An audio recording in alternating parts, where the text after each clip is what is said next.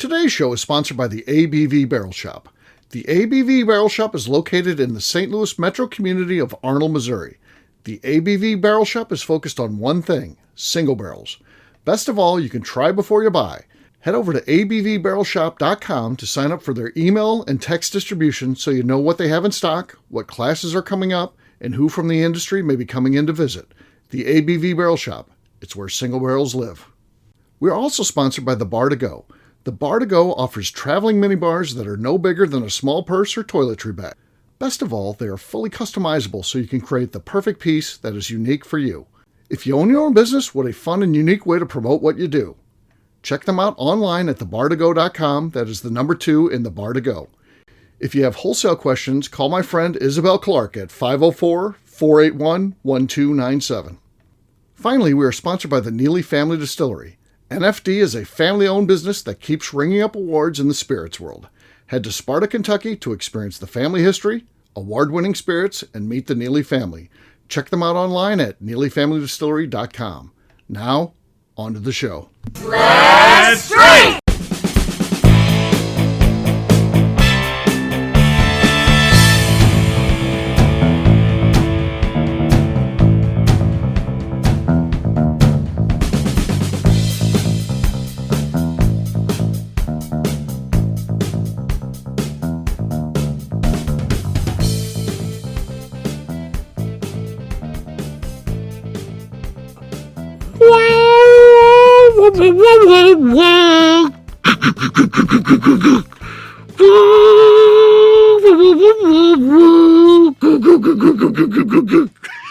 How much do you bet that gets edited out? I don't think that's going to make the cut.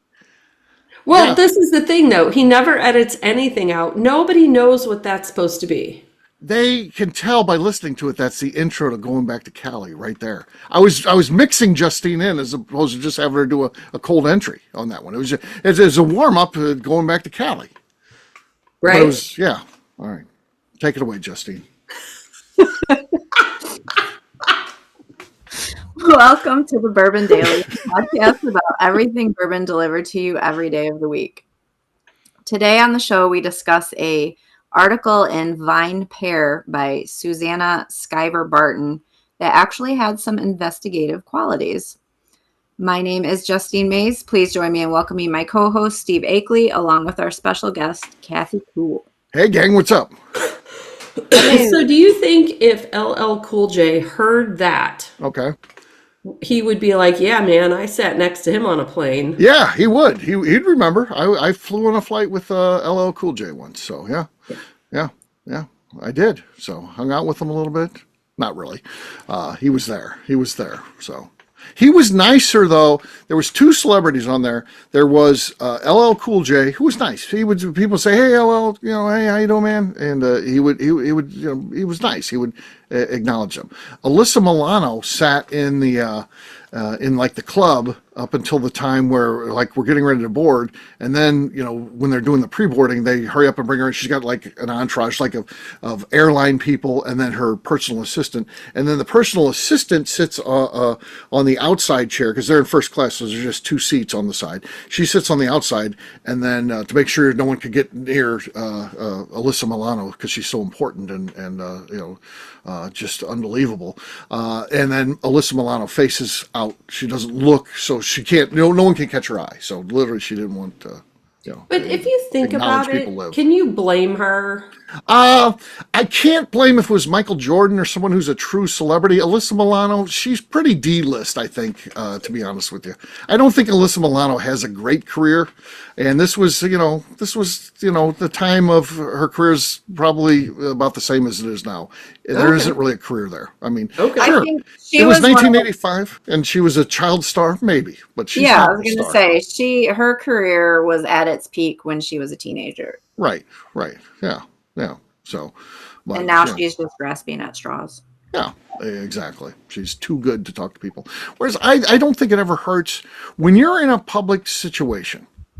just to say hi to people, does that really? I mean, you fly, charter a plane then if you don't want to deal with people. You got your money, you're a rich star, and all this. But once you make that decision to go on a public airplane, you kind of got to deal with people. I think. Yeah, I'm not saying anybody could touch her, anybody could bother her, or anything like that. But Just a wave and like an you can acknowledgement. act like a human. You can act like a human. Wave. Right. Yeah. She could do that. Yeah. Hey. I'm just saying. So yeah. That's my thought of Melissa Milano. I think she's a great big nothing. So, LL Cool J. I like some of his music. He's okay. Not great, but okay. Smaller than I thought, though. I thought he was like 6'4" for some reason. He's like 5'9". Yeah. I was telling Justine and KK before, he's built well. He takes care of himself. So that you see on TV, that's true. He is in good shape. Like if the two of us would have gotten a fight, he would have won. I'll acknowledge that. He would have won.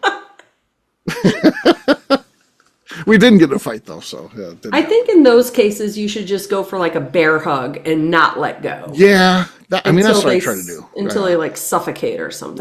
Right. I don't let them get any swing. It's not 100% given he'd win. There's some moves I could make, but yeah. You just have to do the Vulcan death grip.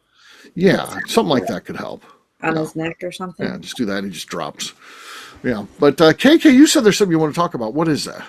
I do. So another thing that Steve and I were talking about are local urban legends. Yes. So you said there's an urban legend in your area. Yes.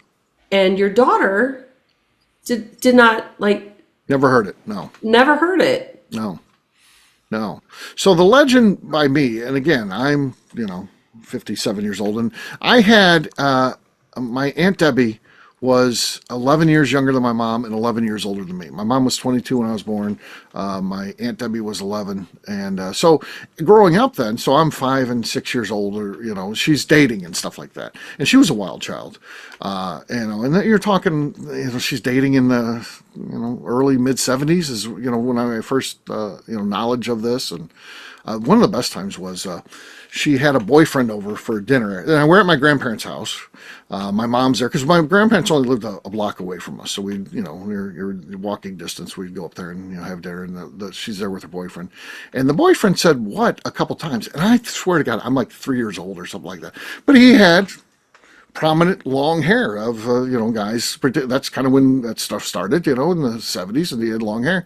And I noticed he said "what" like 2 times, and then a third time he says, and I said, and I'm a little kid, I'm like 3 or 4. I said, I think you need to lift the hair off his ears. He can't hear. My fucking dad loved that. My dad loved it. That was one of those proud son moments. That was awesome. So, yeah. So the urban legend, though, that my aunt told when I was a little kid, so again, you're talking mid-70s or something like that, we have a road called Christopher Road. At that time, it was very undeveloped, and there were some old houses and stuff like that down there. It's right on the river in Oakville, the town that I live in. And now it's all like, it helps make us the Ladue of Lime, as we're known, because it's very nice houses. It's all rich people, business owners, and that type of thing. But back then, very desolate and just this kind of scary, eerie area because you're right on the river. And my aunt told the story that she knew someone who was there kind of making out in a car, as they would say, and they were inside their car and they heard this kind of and they tried ignoring it, this couple, because they're doing whatever they're doing. But then they finally, the girls sent the guy out to go investigate. And sure enough, there was a body hanging over them, strung up, and the toenails, it was just touching the top of the car. As it would sway in the breeze, the toenails were scratching the top of the car, and they had to get out of there real quick. And they thought they saw someone coming from the woods for them. And my aunt said that's the deal. My dad was a policeman, of course, and he investigates. That's never happened. There's never been a call. It's not happened in the old days where it's just been it's just never happened. So she's just that's just kids telling stories about stuff. So. Yeah, but it's always like Kathy and I were talking when I shared that with her. It's always not them that saw it. It was a friend of a friend. A friend of a friend. Yeah. Yeah. Yeah. Yeah. So up I in feel like I've seen that in a movie. Probably. That's how that stuff starts, right? yeah. So in my part of town, there's a road that's called Bubblehead Road. Bubblehead. Bubblehead Road. And the legend is that there's a family that lives there and they all have like bubbleheads or like Sure. encephalitis or something. And people would go down and like honk their horns and flash their lights and they'd come running out because it's back in the, backwoods area and they come running out and scare everybody off. So Right. when I was a teenager, my friend and I, we had a friend who had a truck and he's like, well, I'll put you get in the back of the truck and I'll drive you down Bubblehead Road. And we're like, yeah, we're going to do this. We're brave. We're going to go down Bubblehead Road. Well, I jump in the back of the truck and my friend jumps in the front of the truck with the driver. So it's just me in the back of the truck. Right. And they drive down Bubblehead Road. They get to the house and then they back the truck right up to the fence. And I'm in the bed of the truck by myself and I'm screaming and I'm yelling. I'm like, the bubbleheads are going to get me. Yeah, there are no bubbleheads, but it's a great local urban legend. Was this actually someone's house or was it an abandoned house? Oh no, it's a house. Like people still live in this house, and they Kathy, how do you think they felt? You're out there screaming at their I yard. was like 15 years old. That doesn't make it okay. Yeah, it did. It made it okay, Steve. Okay. I was 15. If someone pulled into your driveway and was screaming, the KK's gonna kill me. She's gonna kill me. I would love that. I would play that upright Okay. all day long. I did have someone drive into my yard thinking that it was a driveway, and they got out of their car and they were calling for someone, obviously very intoxicated. Right. And so I went outside and tried to have a conversation. Didn't go well because they were intoxicated. And, I'm trying to get the police to the house so that they can safely be removed from my neighborhood. And they ended up driving away and took no care to stay on the road. They were up in yards and down on the street and over to the other yards. And so, yeah, I mean, maybe my house is Bubblehead House. Could be. You could be the new Bubblehead house. I could be the new Bubblehead House. Yeah. I would like to campaign to be the new Bubblehead House. Okay. That'd be kind of a fun role, Yeah. I guess. Justine, where you grew up, was there any sort of urban legend things that people said, stuff in the area? Yeah, I don't really remember too much about them, though. Right. I mean, there was one that was like, I think it was like Crane Road or something like that. And if you had to like drive down the road between like these two crossroads and then turn around and then like shut your lights off and sit there and wait and then like blink your brights like 3 times and this like wax man like shows up. Ooh, that's good. Never did it. Really? Yeah, there's a bunch of them where you could just, I don't know. You have a friend of a friend who did it and something happened. Right? Yeah. Yeah, I mean, I don't think it was like anybody like our age. It was like Sure. my friend's sister's Oh, friend. yeah, that's how it happens. 6 Yeah. years Yeah. older than us or something like that. Right. Of course. So that's what made me sad for Steve's kid because she doesn't even know about Christopher Road. Right. Right. Yeah. Yeah. Yeah. Yeah. These legends are getting lost.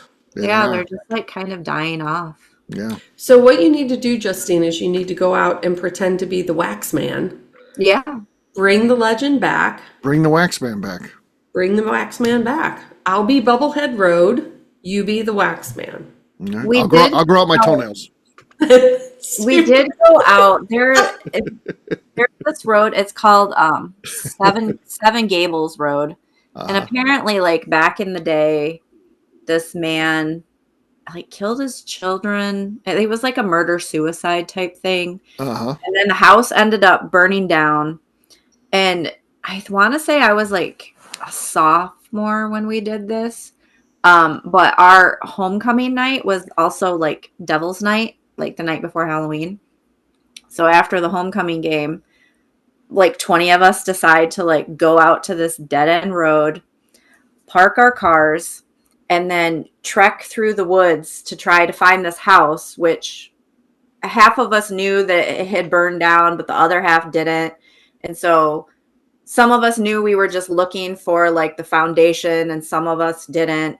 And there's like 20 of us, and then there's 3 flashlights between 20 of us, and people were getting pissed off and just like falling off and like turning around to walk back to their car, like one by one. And I'm just like, I feel this is like a Jason movie. Like somebody, they're going to like jump out, chop our head off.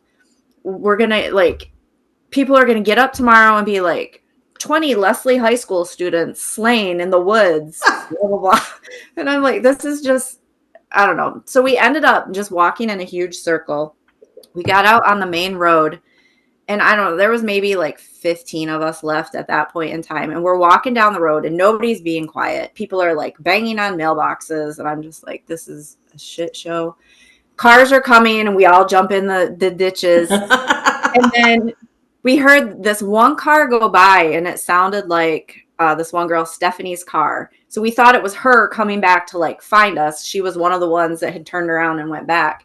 So we all like jump out of the ditch onto the road. This car stops, puts it in reverse, backs up to us. It's this kid from Dansville, which is like the next town over.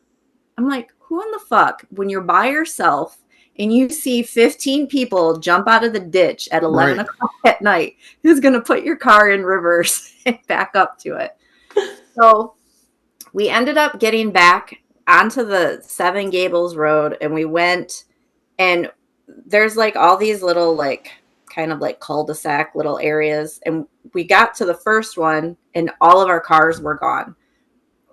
We thought we parked in that one, but we parked in the next one. So we're like all freaking out, like, oh my God, where are we?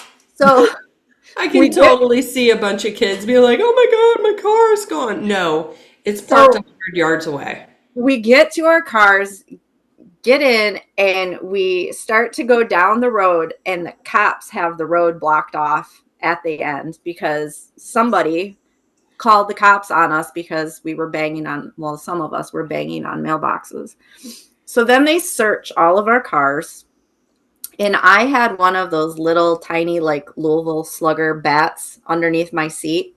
So I got in trouble for that, and he told me I couldn't have it because it's a concealed weapon. And I was like, he's like, you need to put that in your trunk. And I was like, so if somebody attacks me and then I have to say, wait, let me get my bat out of the trunk, so this is a fair fight.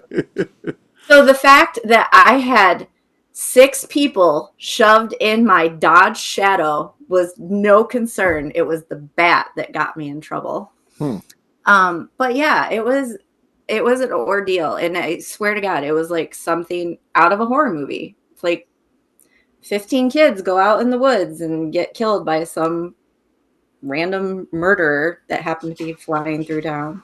But I don't know. Yeah. See? Local urban legends. Oh, well, there you go. There you go. They're still out there, even if Kat didn't hear about them. So there you go. Yeah.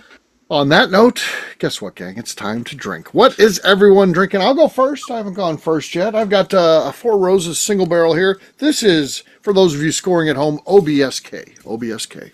See what we got here? Not much. At least it didn't squeak.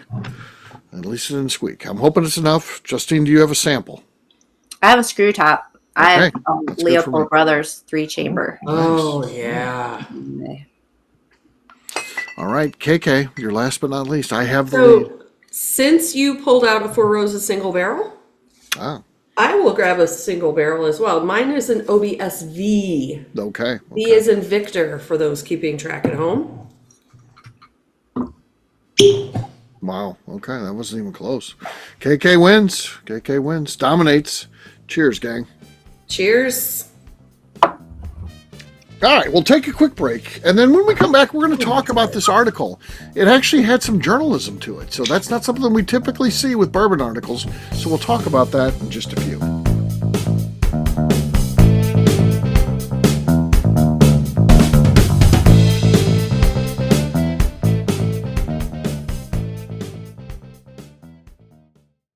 Okay, let's talk about the people that make these shows happen.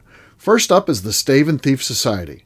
Via their in-person class at Moonshine University in Louisville, Kentucky, the Stave and Thief Society is the place where you a bourbon enthusiast can expand your knowledge and emerge an executive bourbon steward.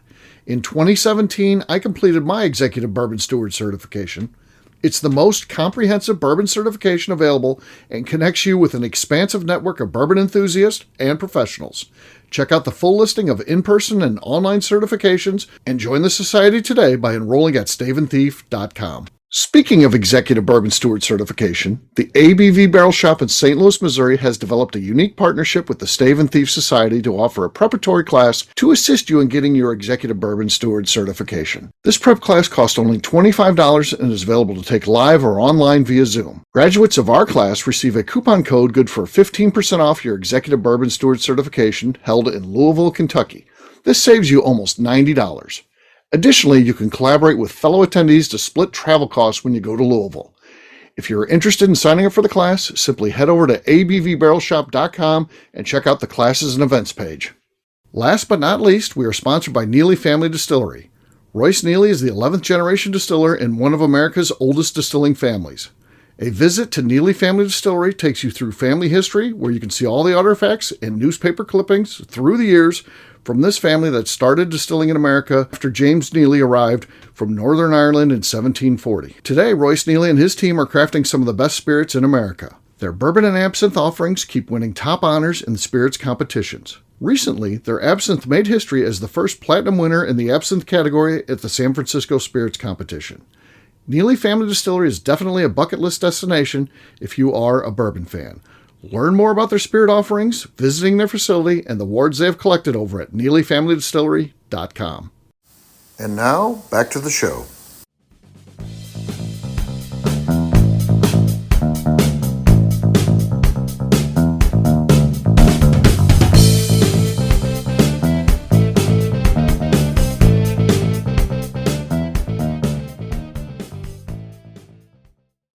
Hello, this is Jeff from Iowa, and you're listening to the Bourbon Daily with Steve and Miss Becca Sue. Welcome back. Today on the show, we are talking about an article in Vine Pair by Susanna Skyver Barton. Yes, we are. So Susanna put together, I think, a pretty good article here in that it was research. She talked to, look at how many people did she talk to there, Kathy? Who else she talked to? Let's throw it. Okay. She did a great job talking to many people. It's her stalling because she doesn't have her paper ready. Well, You want me to do it? I got it. Please bail me out, Steve. Chuck Cowdery, he is a Kentucky Bourbon Hall of Fame writer. He was one that was consulted for this. Dan Calloway, Bardstown Bourbon Company, just got elevated at the company there, so he's got an even bigger role these days. Johanna Rogers Amishore, she's with Bullet. I think that's a female. I don't know for sure. Brian Sprance, we know him. He's the master distiller over there at New Riff. Al Laws from Laws Whiskey House. Kenny Coleman of Bourbon Pursuit. Heather Green from Malam and Green. And Adam Polanski from Lost Lantern. So a pretty big group there of people from the industry, which is kind of cool.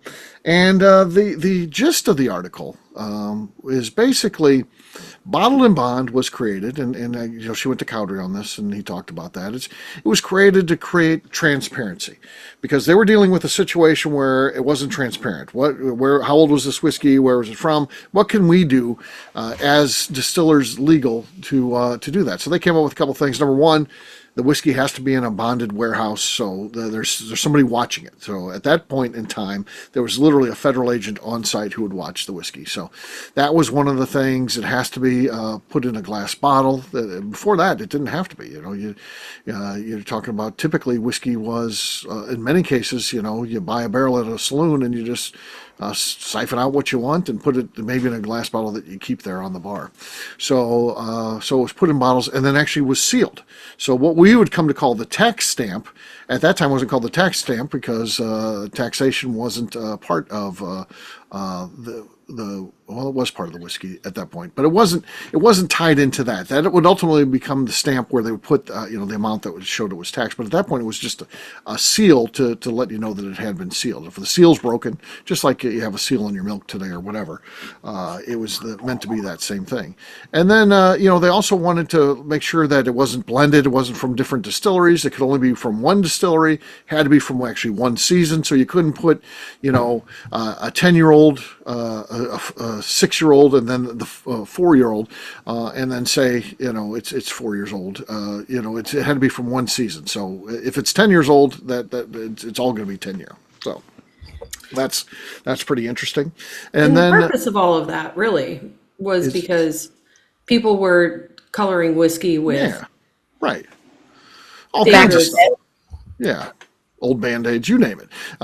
They came up with all kinds of stuff that would give flavor, and then they also do things too to give it, to make it taste like it's older. So it might be prune juice, kind of, or tobacco spit, all that kind of stuff to give it color, flavor, and then they maybe drop a little kerosene in there to give it a little bite.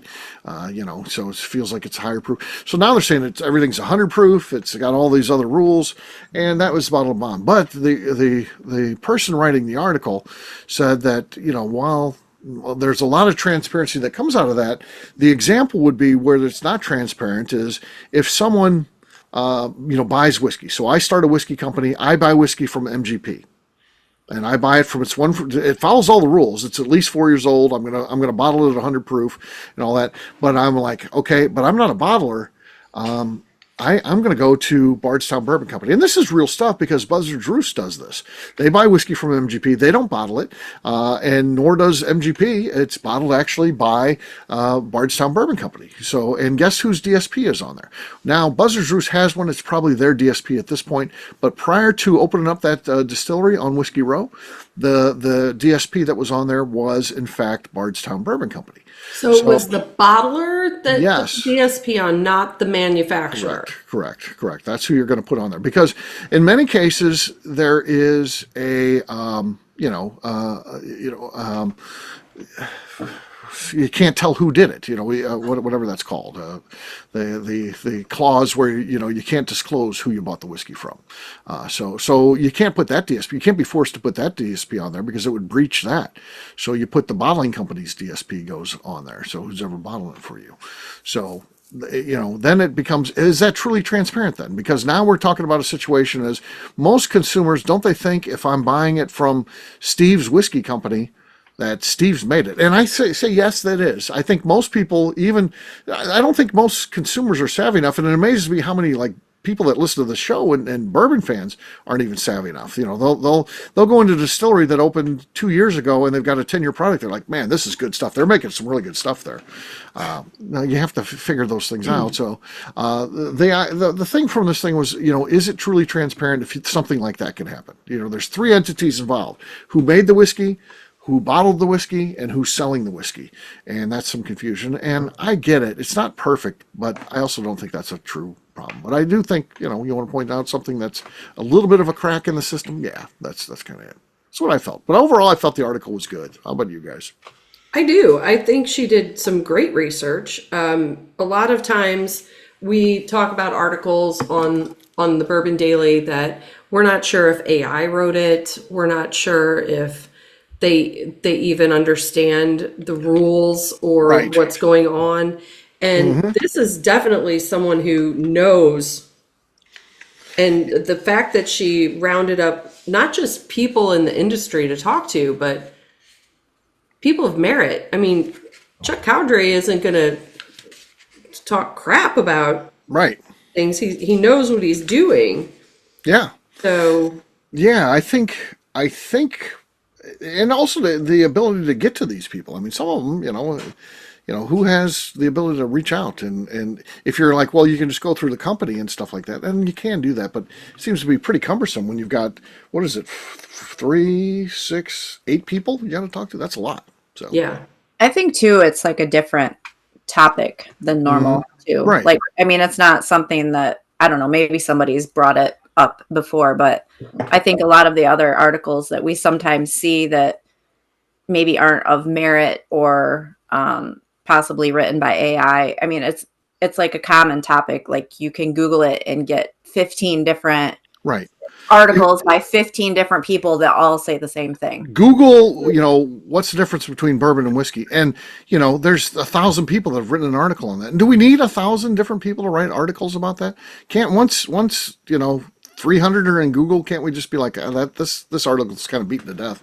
If someone wants to find out, it's out there already. Well, they just keep writing them. Well, Yeah. yeah. So I think this is good, and hats off to Susanna Barton for putting this together. I think I hope she's writing more articles like this. I know, that's what I was going to say. Yeah.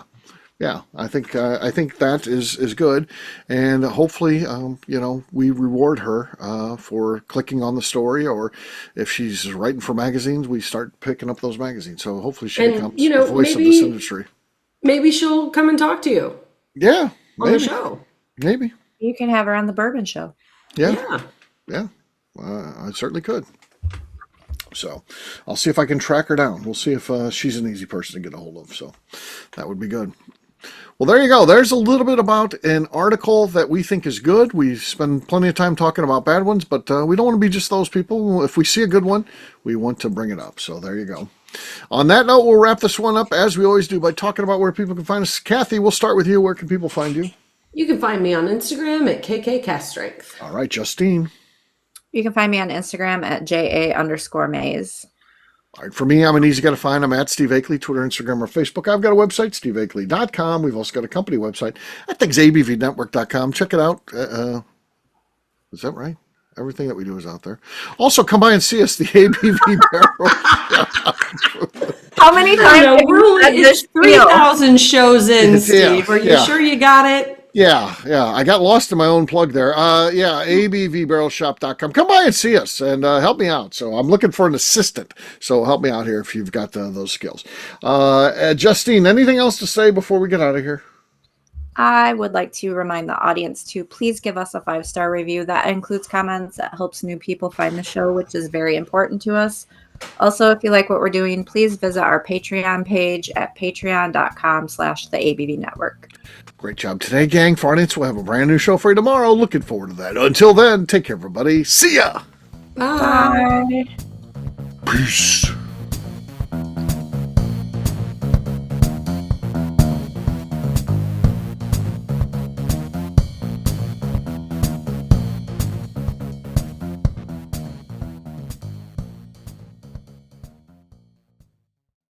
Before we let you go, let's talk about one last thing. The ABV Barrel Shop in the St. Louis community of Arnold, Missouri. The ABV Barrel Shop is focused on a couple of things. First of all, single barrels.